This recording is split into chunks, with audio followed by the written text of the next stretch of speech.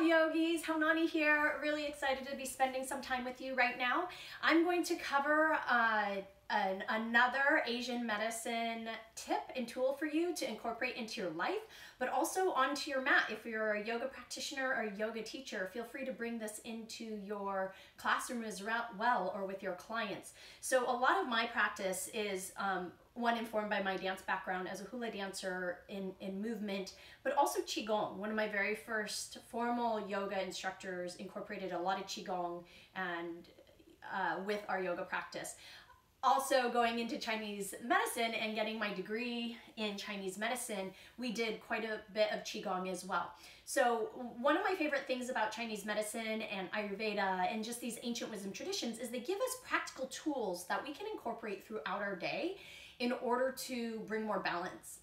Well, right now is winter, and depending on where you live, well, in the Northern Hemisphere, it's winter. Depending on where you live, you're like in the trenches.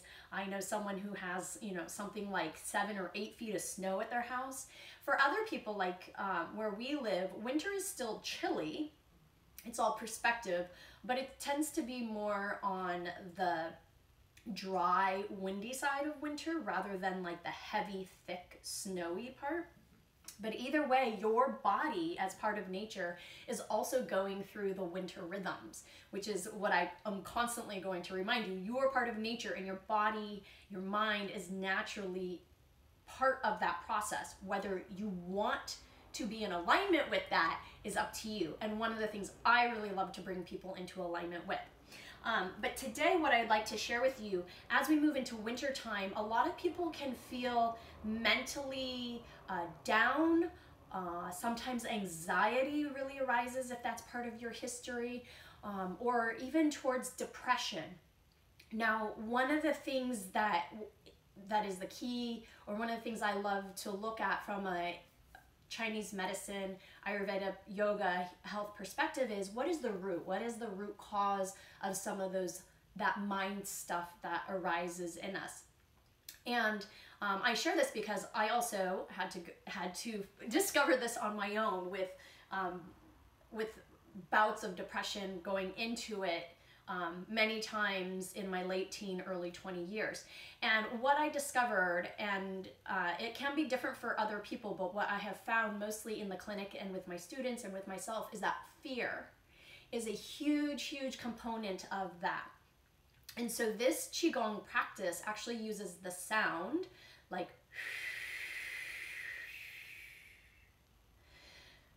connected with your movement and connected with your intention to release that fear, whether you know the exact fear or not, just fear in general, to help move the chi of the body, to help move the blood of the body, and to help relieve some of that fear, conscious and unconscious, so that you can give space to more of the light that's within that really wants to shine bright.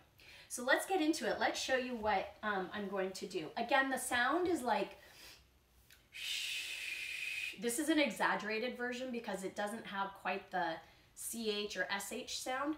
Shh. Like if I had to write it, it would be something like CHOOOOOOO, kind of like a shh, but it actually has more of a like a very windy, like you're making a wind tunnel. Let me describe this. The sides of my tongues are connected to my teeth, and my lips are curled. So you're making the sound of like a wind tunnel releasing. Very different from the sound or the sound, all these other sounds we can work with. But this one is a very airy, very breathy. Now when we do this, we want to try to avoid creating tension in the face and the jaw and the throat. So you're doing it with as mindful action in the mouth area, but keeping the rest of the face, shoulders relaxed. And where we apply this is on the out breath. So you would take a nice deep in breath in through the nose. You might gather any conscious or unconscious fears to the surface. And then as you exhale, you let that go. And you really let that breath out. Slow, slow, slow, slow. Try to press all the breath out. And then you take another in breath, and we'll do it again. And we'll repeat that. The action with the body though, as we inhale, we're gonna be in a nice tall position with the spine. And as we exhale, we're going to flex the spine as we use our sound. And then we'll inhale, come back up, sit nice and tall. Some of you might even explore reaching the hands overhead, and exhale, pressing out with the hands. You can inhale up. Okay, so that's the action, that's the movement. If getting your arms overhead, or if you have shoulder injuries or troubles, or it causes more neck tension, just keep your hands down. So let's begin just the basic. Hands on the lap. You're gonna inhale nice and tall. Gather conscious or unconscious fear that you're ready to let go of. And then with the sound,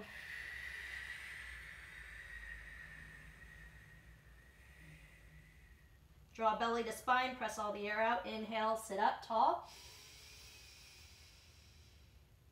Again.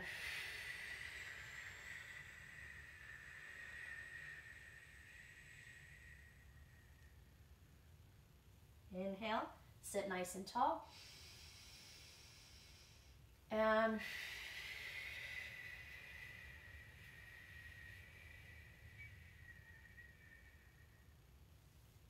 inhale. Gather those unconscious and conscious fears, and exhale, release them.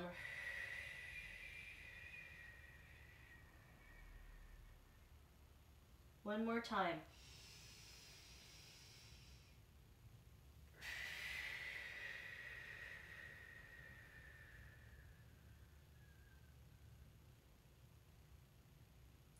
And then go ahead and come into a seated position. Close the eyes. Hands can be on the thighs, down or up. And just notice the inner space, the inner landscape. Notice any subtle shifts you may have created or that you're experiencing or feeling.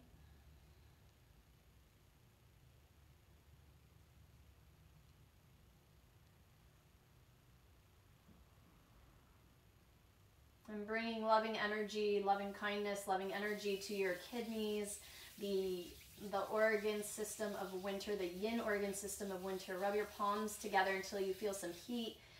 Place your palms, place that heat on your lower back, right underneath the lower ribs. See if you can breathe into your hands a few times.